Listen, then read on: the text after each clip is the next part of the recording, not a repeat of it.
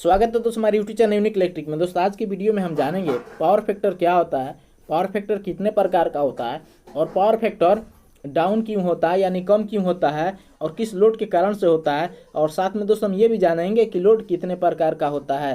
तो चलिए हम वीडियो को शुरू करते हैं।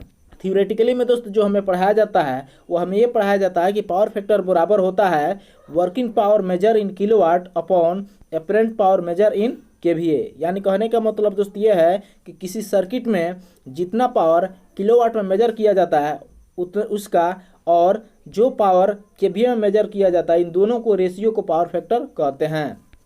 या आप इस तरह से भी इसको समझ सकते हैं कि किसी सर्किट में जो रियल पावर या ट्रू पावर यूज होता है उसका रेशियो और उस सर्किट में टोटल पावर जितना डिलीवर किया जाता है, दोनों के रेशियो को पावर फैक्टर कहा जाता है।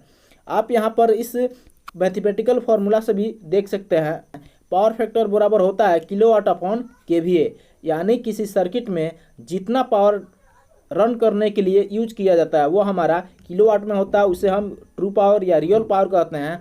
और उस सर्किट में टोटल जो पावर डिलीवर होता है वह केवीए होता है, और इन दोनों को रेशियो को ही पावर फैक्टर कहा जाता है। जैसे कि आप देख सकते हैं दोस्तों, ये जो मोटर है, इस मोटर को रन करने के लिए हमें सबसे पहले स्टेटर में जो वाइंडिंग होता है उसको इनर्जाइज करना रहता है, और जब स्टेटर का वाइंडिंग इनर्जाइज हो जाता है उसके बाद ही इसका शाफ्ट जो होता है यानी जो रोटर होता है वो घूमना स्टार्ट करता है। तो जब तक दोस्त जो हमारा रोटर नहीं घूम रहा है और स्टेटर के वाइंडिंग को इनर्जाइज होने के लिए जो सप्लाई मिलता है वो हमारा टोटल सप्लाई होता है यानी केवीए होता है। और उसके बाद जब स्टेटर का वाइंडिंग इनर्जाइज हो जाता है और रोटर जब हमारा घूमना स्टार्ट कर देता है, उस कंडीशन में जो पावर यूज होता है वो हमारा किलोवाट होता है। तो इन दोनों को रेशियो को ही हम पावर फैक्टर कहते हैं। आप इस ग्लास वाले एग्जांपल से भी समझ सकते हैं। टोटल जो पावर डिमांड हो रहा है यानी इस ग्लास में टोटल जो बियर डाला जा रहा है वह एक गिलास डाला जा रहा है, तो इसके बॉटम से लेकर के और इसके ऊपर तक ले जो बियर है वो पूरा हमारा केवीए कहलाता है। लेकिन आप इस ग्लास में देख सकते हैं यहाँ तक मात्र जो है एडजेक्ट बियर है और ऊपर वाला जो हिस्सा है उसमें आपको सिर्फ झाग दिखाई दे रहा है।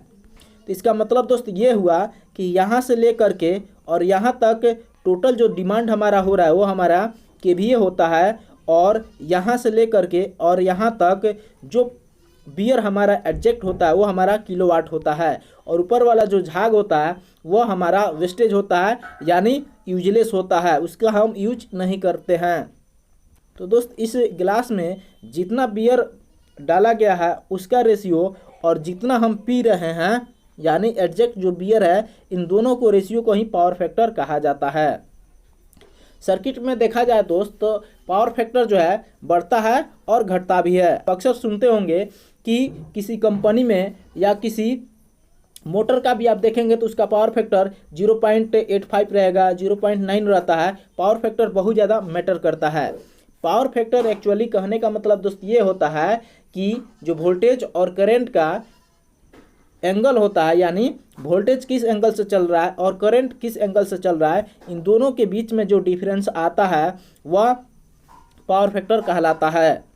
जैसे कि आप यहाँ पर देख सकते हैं, यहाँ पर जो हम सप्लाई दे रहे हैं स्टार्टर को इनर्जाइज करने के लिए वो हमारा टोटल पावर हो गया, और जब रोटर घूमना स्टार्ट कर रहा है उस कंडीशन में हमारा वर्क डन हो रहा है यानी काम हो रहा है, तो उसके बाद जो पावर यूज हो रहा है वो हमारा किलोवाट होता है।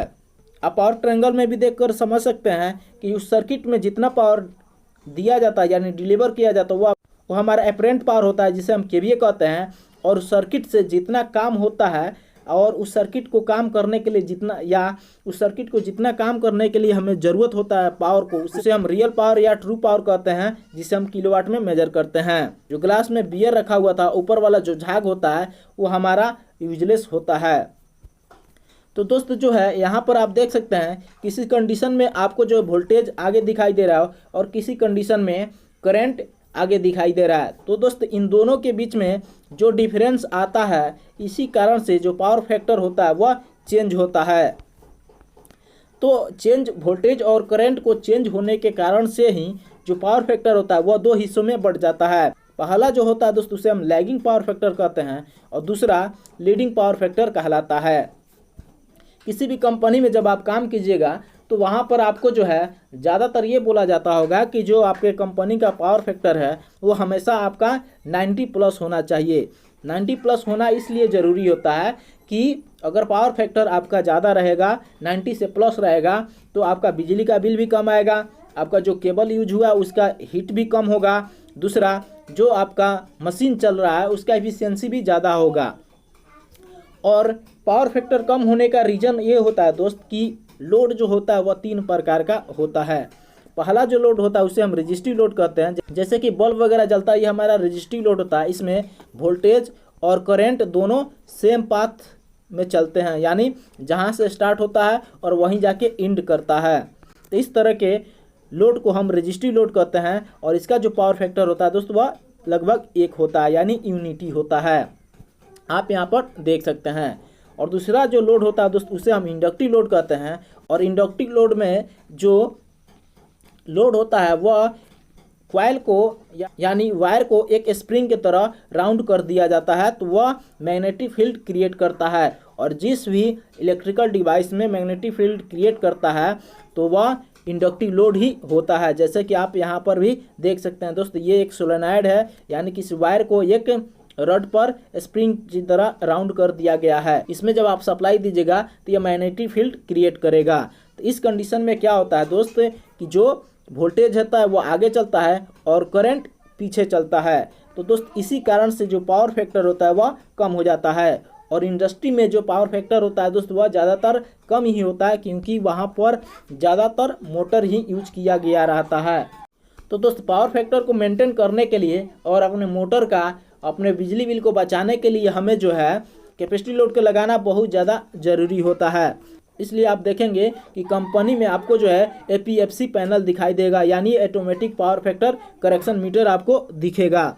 एक्चुअली में दोस्तों इसका काम ये रहता है कि जब इंडक्टिव लोड जो है बढ़ जाता है उसके कारण से हमारा पावर फैक्टर डाउन हो जाता है और आपको उसमें जो है कैपेसिटर बैंक लगा हुआ दिखेगा।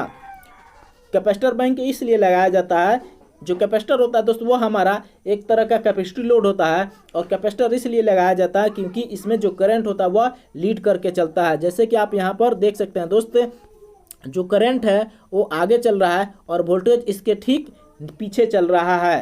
तो इस कारण से दोस्त जो है किसी भी कंपनी में आपको जो है APFC पैनल में कैपेसिटर का यूज किया दिखाई देगा। तो यही रीज़न है दोस्त जिसके कारण से जो है कैपेसिटर बैंक का यूज किया जाता है। तो दोस्त मैं ऐसा करता हूं कि आपको समझ में आ गया होगा कि पावर फैक्टर क्या होता है, पावर फैक्टर कितने प्रकार का होता है और पावर फैक्टर को कम होने के लिए कौन कौन सी लोड का ज़रूरत होता है, और पावर फैक्टर जो है किस लोड के कारण से कम होता है और किस लोड के कारण से हम उसको इम्प्रूव कर सकते हैं। तो दोस्त वीडियो कैसी लगी कमेंट करके ज़रूर बताइएगा। वीडियो कहीं भी अच्छी लगी तो प्लीज़ लाइक कर दीजिए और चैनल को सब्सक्राइब करके इस बेल आइकन को क्लिक कर लीजिए, जिससे हमेशा आपको नोटिफिकेशन मिलती रहे।